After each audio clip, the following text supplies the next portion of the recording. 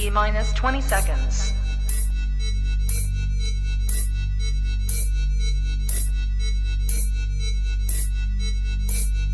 10, 9, 8, 7, 6, 5, 4, 3, 2, 1, 0.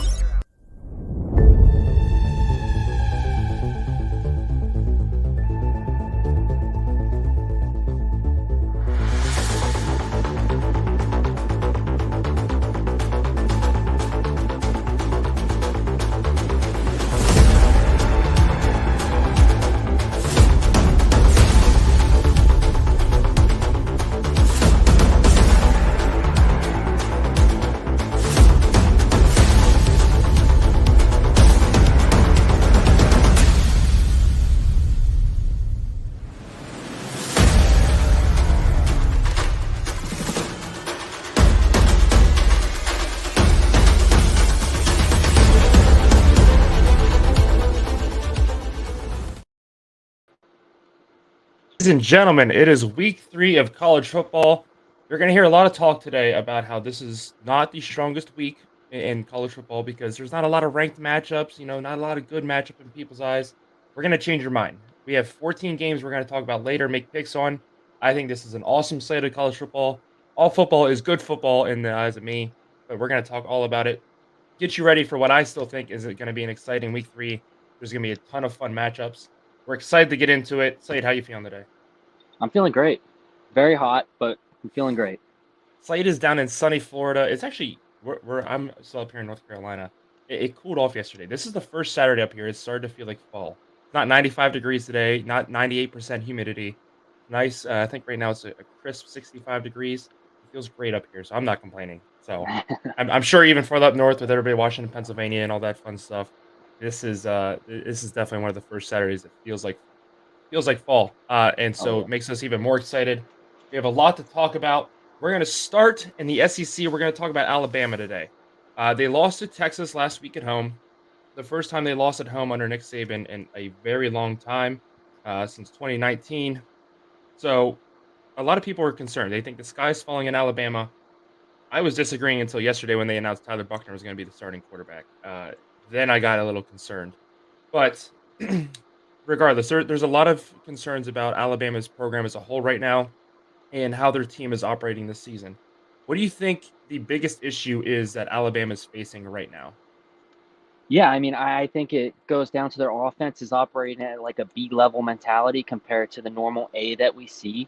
And their defense, their pass defense is horrible, especially last week. They gave up 255 yards to Texas. I think that if they can get their defense playing a little bit better, it allows their offense to kind of still have some of the mistakes that we saw with Milroy. No, it's Milroy, Milroy. right? Yeah. Uh, Milroy. and I think that we're going to see a different style of offense, I think, today with Tyler Buchner, whatever. But I think that just the change is going to kind of kickstart some things. Nick Saban has answered a lot of questions over the last week about everything. He's announced that he's going to be on the Pat show or whatever. Yeah. And so, I mean, he got on there. He said it's laughable that people think he's anywhere close to retiring. I definitely think that everyone's jumping the gun. He lost one out of conference game. Yes, it was at home. Yes, it was the first time against a coach that coached under him. Yes, it was the first time that it was by double digits. I think that these things happen. It has to happen eventually, obviously, and especially with how we had talked. I think you and I had talked on Thursday's episode about how recruiting is definitely different now for Nick Saban and the Alabama Crimson Tide compared to it's been, 10 years prior. And so I just think that everyone needs to hold their horses. Let's see how they play against the SEC. And I mean, their one loss being out of conference, they can still win the SEC this season. So, yeah. I mean, everything's still on the table. What are your thoughts? Yeah, like you said, you and I talked about it on Thursday. People are saying the dynasty's over. I'm not saying that until Nick Saban retires or they lose like 4 games. I see them possibly losing 3 this year. They have a difficult road ahead. They got Texas A&M. They got LSU. So there's still possibly 2 more losses on the table for them. And who knows what happens the rest of the year. As far as what I think their biggest concern is you briefly talked about it. It's their offense. Why Tommy Rees got tabbed as a guy to come down to Alabama and take over, I really don't understand, especially after how poorly he performed at Notre Dame last year. I understand Notre Dame had a lot of injuries and issues, um, and I don't know if they just thought maybe with these higher profile athletes and these better recruits, Alabama is going to perform better under Tommy Rees than what Notre Dame did. Last year, or his last 3 years, Notre Dame's offense ranked 30th, 20th, and 60th under Tommy Rees. Currently, they're 66th in the country in total offense. They're 65th in passing offense. Notre Dame, on the other hand, they have a brand new offense coordinator. A lot of the same players. I understand. Sam Hartman comes over. They're 21st in total offense right now, 35th in passing offense. Wake Forest, who lost Sam Hartman, also outranks Alabama in offense right now. They're 50th in passing offense alone. So you can't tell me that Sam Hartman, and while I would agree that he makes a huge difference, that he would make that much of a difference under Tommy Rees's offense. I really think this is an offensive coordinator problem. If you look just passing offenses, the last 2 seasons, Notre Dame versus Bama head to head, Notre Dame ranked 98th, 19th, and 58th. Alabama was 17th, 6th, and 3rd. Uh, so I really Alabama's never been or since they went to the spread style offense, they've never been a run heavy team like they were in the early 2010s. When they had Mark Ingram, Derrick Henry, those guys. Once they went to the spread style offense, they like to air the ball out. They kind of throw the ball. Uh, Tommy Rees is not the offensive coordinator to be doing that. Tyler Buchner is definitely not the quarterback doing that. I mean, you just look back at what happened last year. He threw a costly pick six against Marshall. He lost in that game. He had no passing touchdowns in that game as well. He made 3 appearances last year. He kind of got beat up at the end of that Marshall game, and he got benched, and then he was also hurt. But then he comes back to the bowl game against South Carolina, another SEC school, and he struggled with 3 interceptions, 3 touchdowns, one of those as well being a pick six. Um, so I think the combination of Buckner and Reese is not good. I know they have chemistry, and I get that. I don't think go off for Alabama. Huge concern for me. I really feel like Jalen Milroe was the guy. I think he's a much better athlete than what Buckner is. I'll have to wait and see. I'll say this though, I'm taking USF to cover. I think it's 33.5 right now. I'm taking them to cover that today. Slade, you wanted to talk about you had a little uh, enlightenment moment when you went to the Penn State Delaware game last week. Why don't you tell us about Yeah, so there was a point in the game where Delaware had the ball. It had looked like there was a possible fumble before he went down. James Franklin waited until Delaware was getting ready to snap the ball, and he called a timeout. And he doesn't even go to the huddle with the guys on defensive side. He just goes like this, and whoops, let me get in the camera. He just goes like this, and all of the screens in the stadium start replaying a 6-second blur of all the angles of the possible fumble while this timeout is happening. And then the ref is even standing there with him, looking up at the scoreboard. And he looks at it. The timeout is ending. The guys are going back out on the field. He's still looking at it, standing like a third of the way onto the field. And then all of a sudden, he just puts his head down and walks off the field. Like, it's stuff that you don't get to see on TV. He literally just goes like this. And somebody up in the booth has already chopped up the video that happened maybe 15 seconds ago in all the different camera angles and is playing it nonstop on all the different things. Like, he's just looking at this one, then looking back at the one at the other end of the touchdown. Like, it was just crazy to see that he's just running it like it's nothing. And yeah, you're good. Well, I was just gonna say. I mean, I remember when we went to the Penn State Army game when we were in college. I think it was like a fourth down. Army tried to convert, and they threw a pass. And you could clearly, in my eyes, you could clearly see the ball bounce into the Penn State receiver's arms. And I'm sitting there, and I was like, they're showing it on the big screen. I'm like, that is an incomplete pass. But they kept arguing with me, and then sure enough, Penn State won the challenge. The other thing that I want to say, it was Go vice ahead. versa. There was a questionable Penn State play, and they then just started playing like fans in the stadium. They never once played the play again for Delaware to even see a chance at it on the screen, which was just hilarious to me that they're just running it completely like that. Yeah. Nick is joining us now. He finally got his Wi-Fi figured out. So welcome in, Nick, this morning. Before we flip over and we talk a little bit of Colorado football, we want to give a quick shout out to Bentley Allen Miller. He is playing flag football. He has a big game this weekend. So good luck to Bentley. We love you, buddy. We hope you play great. We hope you run up 7 scores on him, and you get to keep the game ball. But let's go ahead. Let's talk about Colorado football. Nick, do you think Colorado is for real this season, or are they pretenders?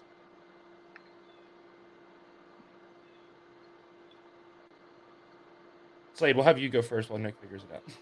All right. Yeah, can you hear me? Oh, there you go. There you go. I'll take it as a no. Can you not hear me all right? Yeah. You're good. You're good.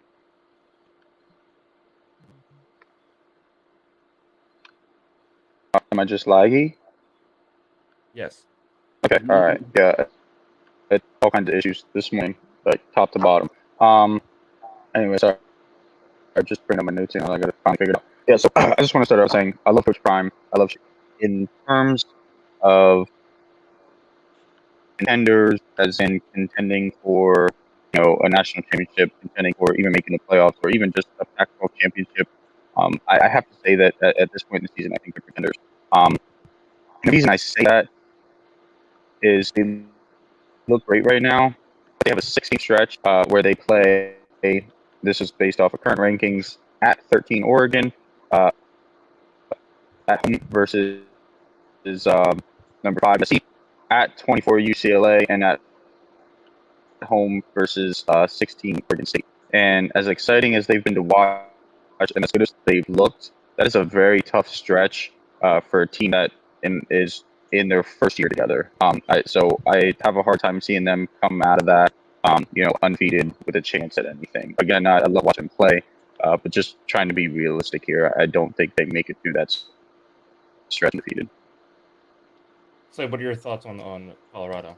Yeah, I was going to say the exact same thing. I think that contender in terms of what? In terms of playoffs? No, I think they're pretender. In terms of bowl game, I think that they're definitely contender. I think that they probably, in my opinion, go 2-4 in that 6-week stretch that Nick was just talking about. And I mean, 4 losses is still going to give them a great chance at getting into a bowl game this season. I think that Coach Prime has done a lot to change it. He's going on podcasts and stuff, telling guys for the upcoming seasons, like, hey, you know where to find me. If you want recruited, you want to come to this school, you know where to find me. I think he's definitely changing the way coaches go about running the team. He got somebody to do a brand deal with the team. Colorado State had their coach say something about I was taught to be respectful, take my hat and sunglasses off when I'm talking to the other coach, shake their hand. Coach Prime got the entire team sponsored with sunglasses, so they're all going to wear sunglasses to the game today. It's just funny. He's definitely making waves and viewership, everything. Like I said on Thursday's episode with George, I think that at that point they had sold 500,000 in single game tickets, which is just a crazy number for a school that couldn't even sell out the spring game. So yeah, I think that contender for bowl game, pretender for playoff. George? Yeah. I don't think they're a national title contender yet. I do think they can definitely contend to win the Pac-12, and I know how much Slade hates hearing this, but just because of the nature of the Pac-12, you have really great teams losing to really bad teams. That's going to happen year in and year out, and it's going to leave schools like Colorado, who if they can get into 6-7 win territory, maybe even 8, they can be sitting right there, and they have a great chance at making it into at least the Pac-12 championship game. Now I do have a lot of concerns about their defense. They're number 111 in total defense in the country. They're 125th in rushing defense. If you look at their offense, they have the number 2 passing offense. They have a great offense through the air. They're number 123 in rushing offense. So I get it. They don't like to run the ball. Shore likes to air it out, and I would too with Travis Hunter. On the outside, you got Edwards coming out of the backfield as well. But with that defense being as shaky as it is, they have the number 2 offense in the country next week against Oregon, the number 5 offense in USC the following week, and number 22 in UCLA in a few weeks.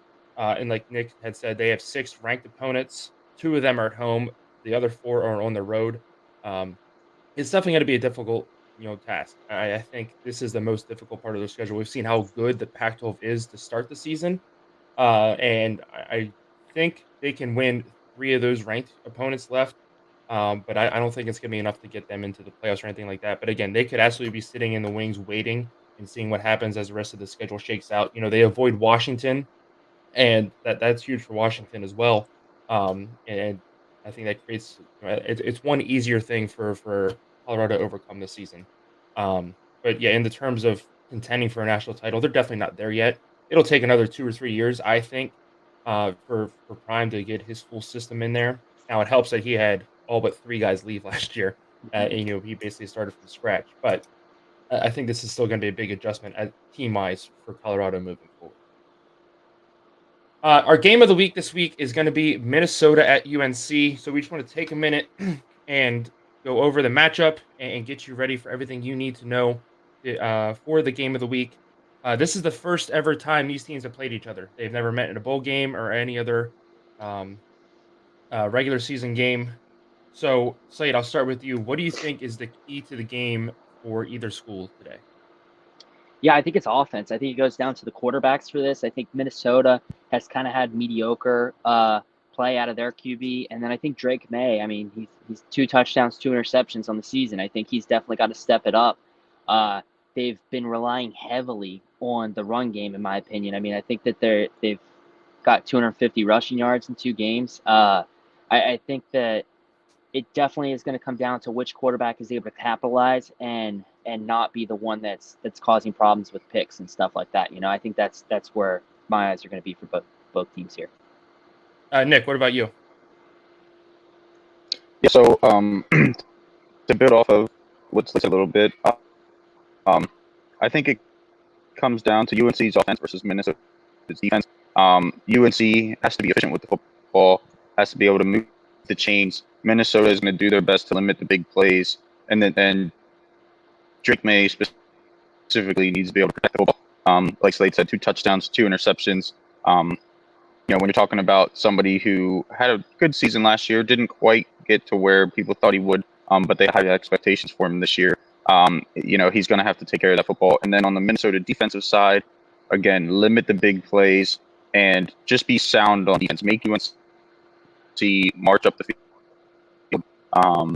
I know that takes a lot out of your defense, but if you start allowing UNC to get big plays, like we had seen a lot last year, it'd be hard to slow them down. So that's really the big matchup for me. Mm-hmm. I'm going to go back. I'm going to disagree with Slade on one point. I don't think this comes down to the passing offenses. Both passing defenses, UNC and Minnesota, are outside of the top 115. UNC ranks 118th in passing defense. Minnesota is 120th in passing defense. So I think both teams are going to air the ball out as much as they can today. So it's going to come down to the run game. UNC is 9th in the country right now, and Minnesota is number 76, or excuse me, number 76 in rushing defense. You look at the other side of the ball, Minnesota is number 54 in rushing offense. UNC is number 57 in rushing defense. So it's going to come down to who can establish their run game better and can control the clock more. Because like I said, neither team can really defend against the pass. So I think both quarterbacks are going to be able to throw the ball a lot today. But at that point, it's going to come down to who can control the ground game, who can move the chains, and run the ball better. And I think that's what's going to end up deciding this game. And of course, whoever doesn't turn the ball over as well. Let's go ahead, and it's time for some trivia for this week. So we're going to put 60 seconds on the clock. You two are silently going to work on your own and see who can come up with the most schools that have a mascot or a nickname that does not have an animal in it. So 2 examples I'll give you. 1, Alabama Crimson Tide. Now, their nickname doesn't have an animal in it, but their mascot is an elephant. You look at Florida State, they're the Seminoles. They do have the chief that rides a horse in. The horse doesn't count. We're mainly looking at the chief. So there's almost 50 schools that have a mascot that is not an animal or a nickname that's an animal. So you guys have 60 seconds to see who can name the most. Your time starts. Once I find it, there you go. Now, go ahead. 60 seconds.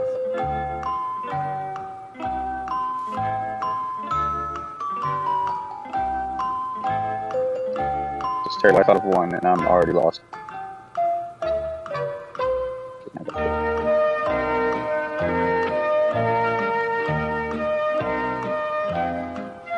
It doesn't help.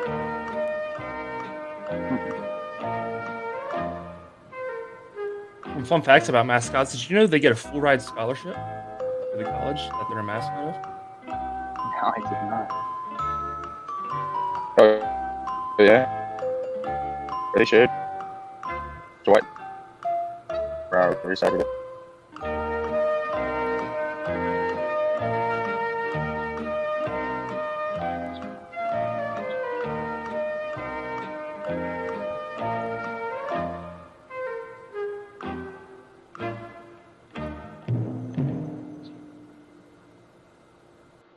Alrighty, that is your time. So we're gonna go ahead and see who has the most. Slade, we'll have you go first. How many do you have? 1, 2, 3, 4, 5, 6, 7, 8. All right, you think you have 8. Let's go ahead. Give me the 8 schools. All right, I'm going with Ohio State Buckeyes. That is correct. Rutgers, the Scarlet Knights. That is correct as well. Syracuse, the Orange. Yes, that's correct. Tennessee Volunteers. Yep. West Virginia Mountaineers. Yep.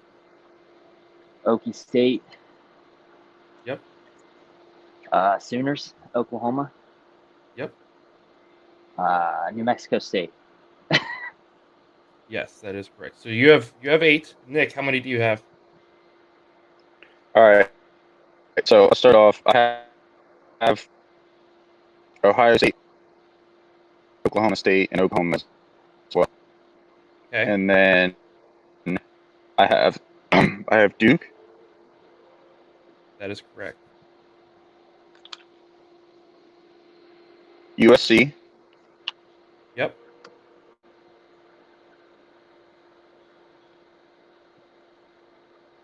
New Mexico State. Yep. New Mexico. I was questionable about that one. No, that one doesn't count. Did you say yeah? No, it doesn't count. Okay. Texas Tech That is correct. and Texas A&M. Damn. Texas A&M. Yeah, that counts. So 1, 2, 3, 4. Which one? Texas Tech or Texas A&M? They both count. Both. Oh, I'm lagging behind a little bit apparently. So you tied. We'll take that tie. We'll go in the next week. So Nick, you are 1-0-1. Say you're 0-1-1 for trivia so far this season. Oh. So it's time to move into our cash out picks. Nick, you've been off to a hot start so far this season. You are currently 6-1. Make sure. Let's take a look at our cash out records. So Nick, you are 6-1. Slade, you're at 2-5. I'm at 4-3. I'm above 500. I'll take that every day of the week. Let's go ahead and make our picks for this week. Nick, tell us about yours.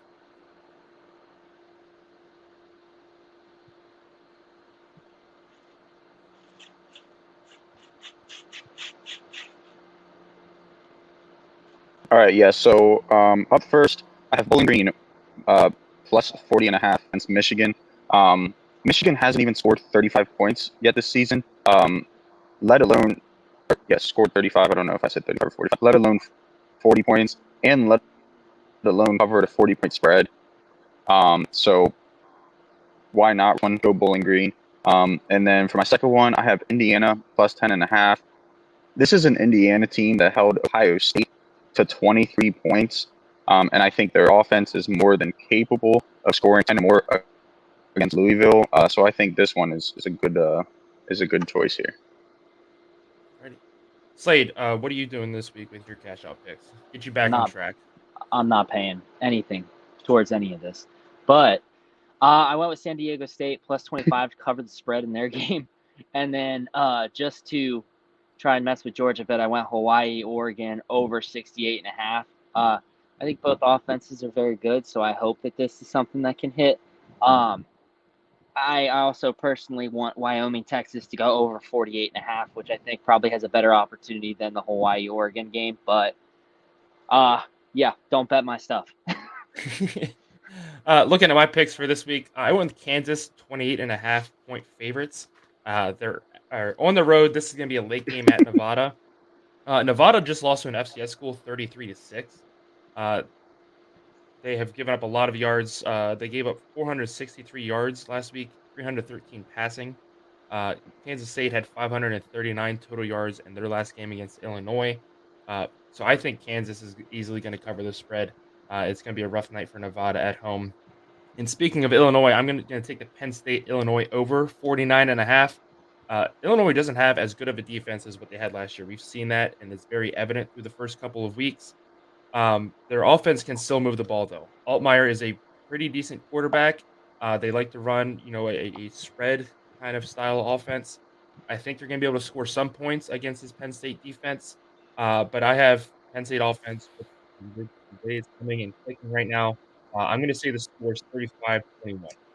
I think that's what we're going to say. I think Penn State's going to take a lot of points from their defense, but Illinois is going to be able to score some as well. It's time to get into our upset alert picks for this week. Nick, who are you taking? Or Slade, sorry. Slade. I went with Penn State. Oh, sorry. Slade's upset alert. My bad.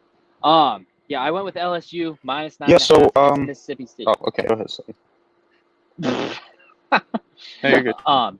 Anyway, I went with LSU minus 9.5 against Mississippi State. I think Mississippi State with Rogers is a lot better than what people are expecting, especially against LSU, who is going to be on the road. I think this is a big SEC matchup, and I think that LSU's got to be worried about making sure that Will Rogers is kind of held at bay offensively, because last season we talked about it. I think midway through the season, the dude had thrown for 25 touchdowns. This season already, he has 5 or 6 touchdowns, 0 interceptions. So he just really has a great time at getting his opportunities and not making mistakes. And I think that that'll give him a good chance against LSU tonight. Absolutely. Nick, who are you taking this week? Yeah, so I'm taking Tennessee minus 6.5 at Florida. Sorry, hold on. I accidentally switched away. There we go. Tennessee is averaging just shy of 40 points, and that's against Virginia and Austin, PA, I guess. That's how you pronounce that? Not quite sure. Florida has only allowed 31 points all season between their two games. So I think this is a good matchup between Tennessee's offense, Florida's defense. Going to be Tennessee's toughest test on both sides of the ball, and I think that Florida's going to do enough to keep this closer than a touchdown. All right, good pick. I am going to take Georgia at home against South Carolina. Georgia's offense just does not impress me so far this season. They have really struggled against Ball State and Tennessee Martin. I think South Carolina as well is going to be able to move the ball. They like to air it out. They had 353 passing yards against UNC, 463 against Furman. So I think South Carolina is going to be able to score and keep it close. I don't think they outright win, but I do think they cover a 4-touchdown spread on the road against Georgia. Again, Carson Beck, I just don't think is the guy to get it done out there right now. He needs some more time. Let's look at our upset standings. So far, Nick is the only one to pick an outright winner. Last week, I had my underdog cover the spread. And Slade, you're still looking for your first win. But it might be coming this week. Who knows? We'll have to wait and see. Good thing the point's still close. Exactly. Now it is time to make our game picks. Like I said, we have 14 different games we're going to look at for you guys today. We'll pull up our standings here, and you can see our head-to-head picks so far. This is updated. We made picks for the Thursday and Friday games as well. So this is updated to reflect that. Nick still leads the way. He's 1 up on Slade and 5 up on me. So it tightened up, especially after being 11-11 after week 1 was over. I'll take this every day of the week. So first game we're going to look at is Penn State at Illinois. This will be the Big Noon kickoff, except Big Noon kickoff went to Colorado, even though they're not covering the Colorado game today. Whatever. This is why Fox sucks. Anyway, number 7 Penn State at Illinois, noon on Fox. Nick, who are you taking in this one?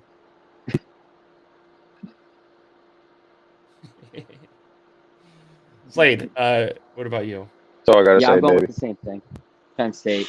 I think that, like you said, the over should hit in this game, but I still think the spread is going to be pretty close there at 14 points. Slade, you're going Penn State. I'm going to go with Penn State as well. I think Penn State can push the spread. I can see this being a 2-touchdown victory for them. I just don't think Illinois' defense has enough to slow down both attacks that Penn State can throw at them with the passing attack and the rushing attack. So I'm going to take Penn State on the road. And again, I'm taking the over in this one as well. Next game we got is LSU traveling to Mississippi State. This will be noon on ESPN. Nick, who are you taking in this one? Yeah, I got to take LSU in this. I think this is going to be a good game. But uh, even though they lost to Florida State, I have a possibility that they don't lose another game in the regular season. They're still a good team, and despite being on the road, I think that they can handle business today. Slade, what are you taking? Yeah, I'm going LSU. Like I had already said, I think that Mississippi State could play spoiler here, but I'm still going to go with LSU for the win. I'm going to go with Mississippi State. I think watching them last week against Arizona at home, they're a highly motivated team. Last week was their first home game without Mike Leach. Coach Arnett is getting these guys to buy into their program, and that is 98% of the battle of being a coach. Coach Prime, that's what he's done, and that's why Colorado's so successful. I'm not saying Mississippi State's on that level, but watching how his defense plays, the trust that he puts into his defense, his linebacker calls the plays. He doesn't call anything in. It is a lot of fun to watch. They are a great rushing defense, 91 rush yards allowed. If they could just slow down Jane Daniels through the air, I think they absolutely have a shot. So I'm going to take Mississippi State at home against LSU. Staying in the SEC, we got I love how you Kansas- went from LSU's winning the Natty to Mississippi State beating them. Yeah, well, I love college football. That's what You you know, get that for works letting out. me down week 1, Kelly. So, staying in the SEC, we got Kansas State on the road at Missouri. This will be noon on SEC Network. Big 12 rivalry reignited. Kansas State won at home last year. Nick, who are you going to take in this game?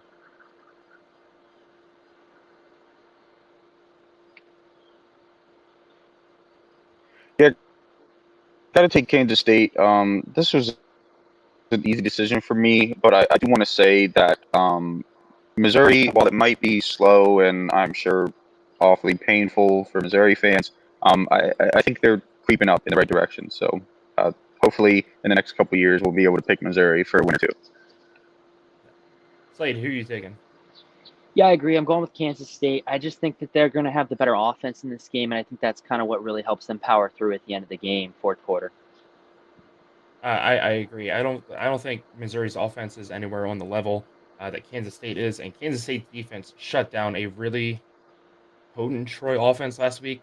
I have high expectations. Number 18 total offense in the country, number 21 in defense. I really expect Kansas State to win this and to not even be close. Another SEC game to look at. We have South Carolina at Georgia. We just talked about this. This will be 3:30 on CBS. Nick, who are you taking in this one? Yeah, I think Georgia until they prove me otherwise. I do expect South Carolina to compete here. This would have been a harder decision for me if South Carolina would have went out and beat UNC. But the way that they lost, it was very hard for me to even make an argument for them. But again, I do think they're going to compete here. I think they're going to cover the spread or at least be close. But it's got to be Georgia. Slade. Yeah, I think defensively Georgia is just going to be too much for Spencer Rattler. I think that Georgia gets it done. I know I have the same questions as you with the offense and Carson Beck, but I think their defense is what kind of powers them through, and I think that it's going to make it seem like an easy game, and we're going to be like, oh, what the heck? Why did we have concerns about Georgia? But it's because they're playing Spencer Rattler, who nobody's even talking about him, and he's still being talked about too much. Yeah. No, I agree. Listen, South Carolina's going to be able to throw the ball, but they can't finish a lot of their drives. And I think with Georgia's concerns, that's why I'm taking South Carolina to cover the spread. But I still think Georgia easily wins this game. South Carolina's rushing defense isn't that great. Their rushing offense is non-existent. Remember, they had -2 rushing yards against UNC. So I'm going to take Georgia to win this. I think it's a 3-touchdown win, but I don't see enough out of their offense to confidently say they cover a 4-touchdown spread against South Carolina. Let's go over. We have a former Big East matchup. We got Virginia Tech on the road at Rutgers. This is going to be 3:30 on the Big Ten Network. Nick, who are you going to take?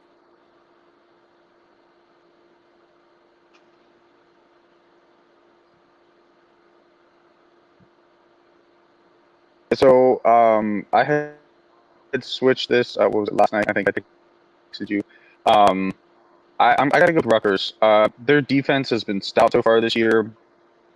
The Hokies have struggled to move the ball, or sorry, to move the chains. I guess it was the same thing. They have just a 16.6 third down efficiency against Purdue, and I expect a lot of the same today.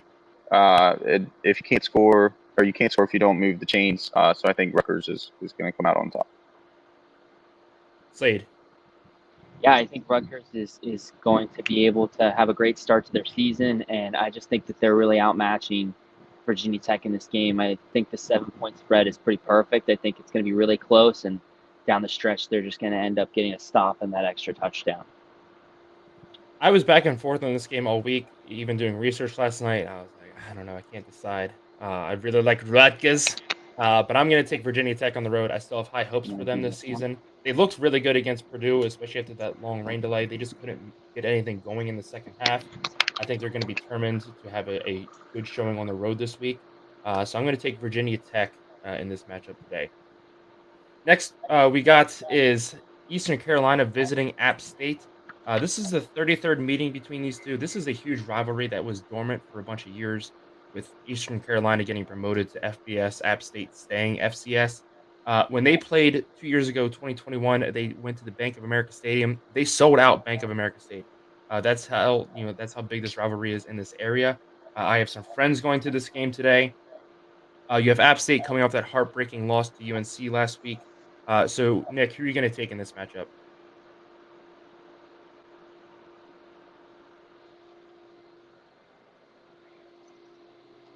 I'll tell you when, okay?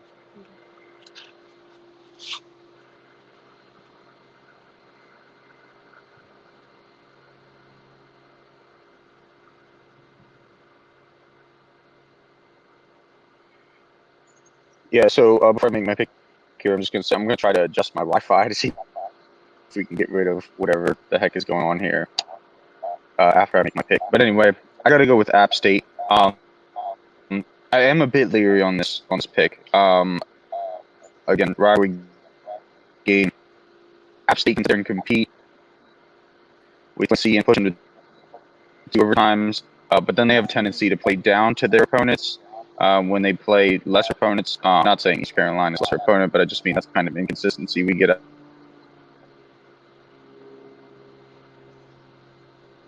Slade, who are you going to take in this one? All right, Rhett, you want to make the pick? What are we saying? Appalachian State. Say it louder. Appalachian State. Good job. Good pick. I'm going to go with App State as well. I think they're going to be very determined coming off of that heartbreak last week. They have the number 44 offense in the country right now. Eastern Carolina does not have a very good defense. They lost not even close to Marshall last week after already getting beat up on by Michigan. I think it continues to roll here. I'm going to take App State, especially at home. Next, we're going to move over to another rivalry game. We got Tennessee going to Florida. This will be 7 o'clock on ESPN. Tennessee hasn't won in Florida since 2003.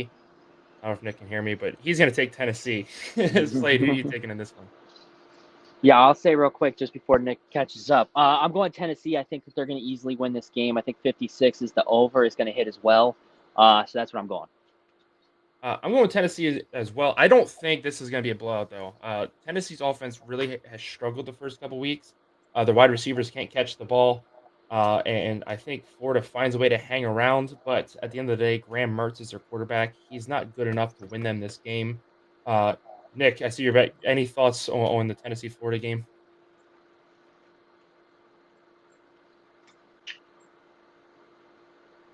You have him. He's coming. Yeah. So hopefully things are running a little smoother now. I have this, but I don't think the floor is going to be able to pull off. So I'm going to here.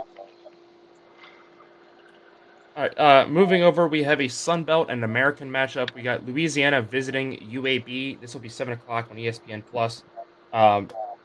Nick, who are you taking in this one?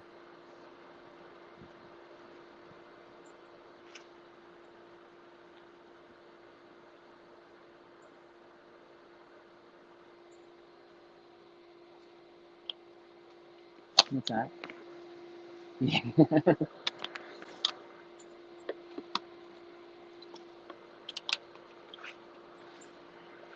Yeah, so I'm taking UAB here. The Rage Cajuns have only won one of their last 5 road/neutral site games. Trent Dilfer has an incredible passing attack at his disposal. I expect that to be shown today. Slade, who are you taking? Yeah, I'm going same thing. UAB. I don't know much about either team, but I'm just going with the team that I like their helmets better. I'm going with UAB as well. UAB is coming off a loss to Georgia Southern. They have a really great offense, top 50 in the country. Louisiana lost to Old Dominion last week.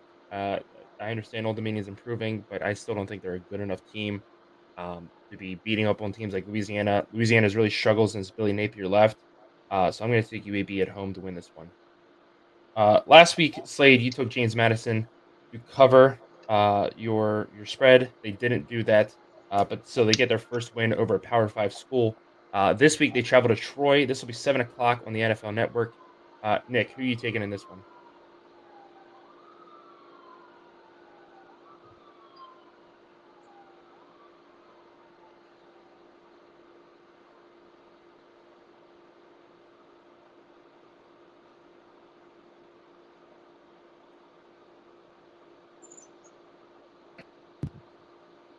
Yeah. So I'm going with JMU here. Despite being on the road and being field goal under, I think they have what it takes to walk out of Drew to win. This might be a top 3 game of the week, though. I think this could, something. Slade, who do you got in this one? Out of the sake of trying to catch up a game on Nick, I went with Troy here. I think that their offense is going to be able to kind of really move the ball today, and I hope that they're able to even cover the spread at 2.5 points today. Yeah, I'm going to go with James Madison on the road. Again, they're coming off that high of beating a Power 5 team last week. Troy also played a Power 5 team, and they got smoked on the road. So I really think James Madison is going to look even better this week. Troy's defense isn't going to get it done, so I'm going to take James Madison on the road. Going over to the Big Ten, we have Syracuse at Purdue. This will be 7:30 on NBC.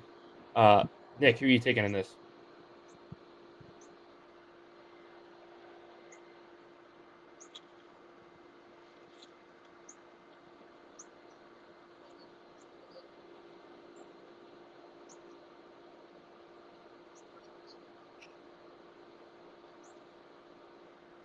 Yeah, I got Purdue in this.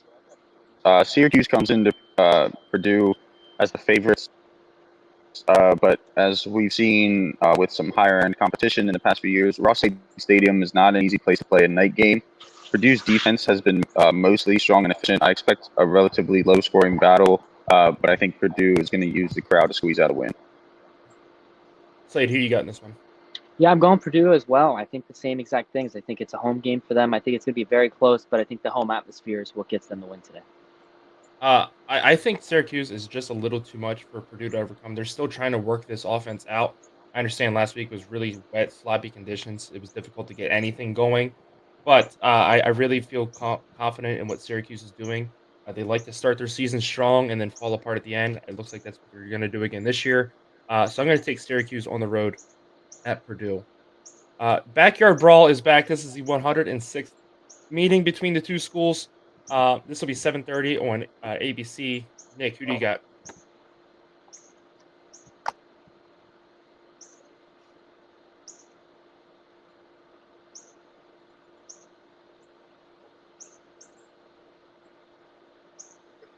Yeah, I'm taking West Virginia in this. I think the shell of Pitt since the Kenny Pickett era is back to feeling like the shell of Pitt. West Virginia at home should be able to pull out the win. I had something to say at the end of this, but there's kids watching, so I'll just say Pitt, you know what you can eat. Slade.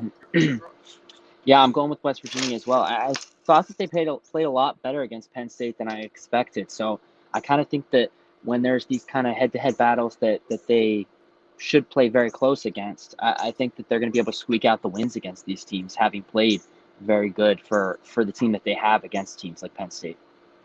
I'm going to go with West Virginia, and at first I had Pitt in this matchup, and then West Virginia switched their play callers. Neil Brown surrendered that. I believe it was after their rain delay last week as well. They just look so much better on offense. They really seem to click. I'm excited for what West Virginia can do. Pittsburgh's defense is also really shaky. They're not as strong as what they used to be. Pitt used to be known for their defense, and they did not look good at all against Cincinnati last week. So I'm going to take West Virginia at home to get revenge for last year. A couple games left here. Next, we're going to look at BYU going all the way down to Arkansas. Last year, Arkansas won this game 52-35. Nick, who do you have winning this year?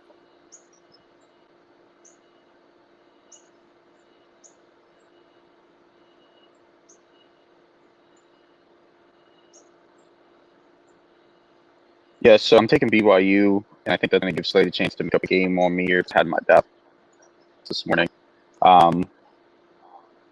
Even though Arkansas is almost a double-digit favorite, last week against Utah, BYU's offense really showed up, and I think that it gave them a much-needed opportunity to get the offense rolling and work out, some of the early season wrinkles. So I think this game is going to be closer than what Vegas thinks. Slade, who do you got in this one? Yeah, like Nick said, I'm going with Arkansas in this game. I'm trying to make up a game on him, and I think that this is a good chance here. 8-point favorites. I just think the home atmosphere and their offense is what's going to get them through this. I'm going to go with BYU on the road here. Arkansas did not look good at all against Penn State last weekend. They only had 136 passing yards against a mid-tier MAC school.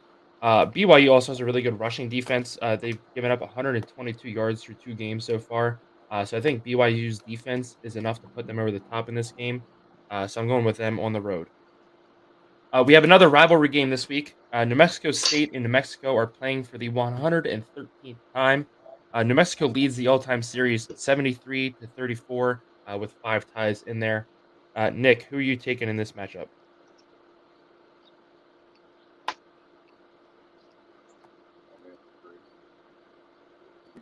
Yeah, I have New Mexico in this, but I'm going to be completely honest. I fought my decision on 3 times and couldn't convince myself one way or the other which team was going to come out on top. So I flipped the coin and it landed on New Mexico. Slade, who do you got? Yeah, in this one, I'm also going with New Mexico. I think that I just look at the quarterbacks, and both quarterbacks, while they're throwing, New Mexico State's quarterback is much better in terms of efficiency. He's gotten 700 passing yards with 6 touchdowns, but he has 4 interceptions. New Mexico's quarterback has 4 passing touchdowns with 2 interceptions. I think that New Mexico is going to run the ball and kind of take the opportunity away from New Mexico State today because they're just going to run the clock out. I'm going with New Mexico State here. I still have high expectations, even though they have not looked good to start their year. They're 0-2. They lost to Liberty in difficult fashion last week. They just kind of got smoked. But they still have a very good offense. They like to move the ball. If they could just finish some of these drives, I think they're going to win this and get back-to-back wins in this series. The late game this week, aside from Kansas and Nevada, is going to be Fresno State at Arizona State. This is going to be a very fun matchup. Fresno State is 2-0. They've already beaten a Power 5 school in Purdue. Arkansas coming off a tough loss last week to Oklahoma State. This will be 10:30 on Fox Sports 1. Nick, who are you taking in this matchup?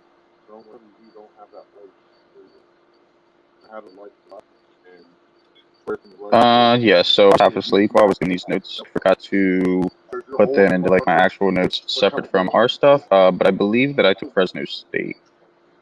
You did. So Sounds who like you got? that I would make. I'm going with the same Fresno State. I've been really high on them this season, and I think I'm just going to continue that until they prove me otherwise. Yeah, I agree. I think coming off that week 1 win, they look really good. They struggled last week against Eastern Washington. They went to double overtime. Eastern Washington's a really good FCS school, though. I expect them to be competing for the FCS title this year, and so I'm not too worried about that. Arizona State is still kind of struggling a little bit on offense. They might get Drew Pine back for this game, the former Notre Dame quarterback, but I think Fresno State is going to be enough. Our game of the week this week, as we already mentioned, is Minnesota at UNC.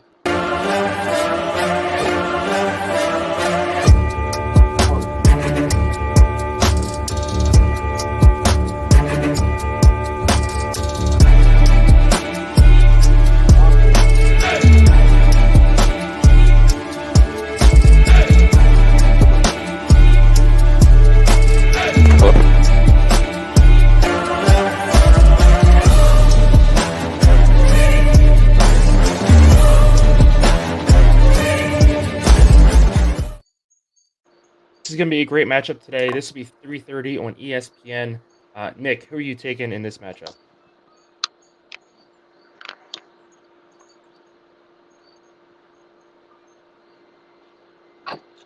There they go. Had a little issue there for a second.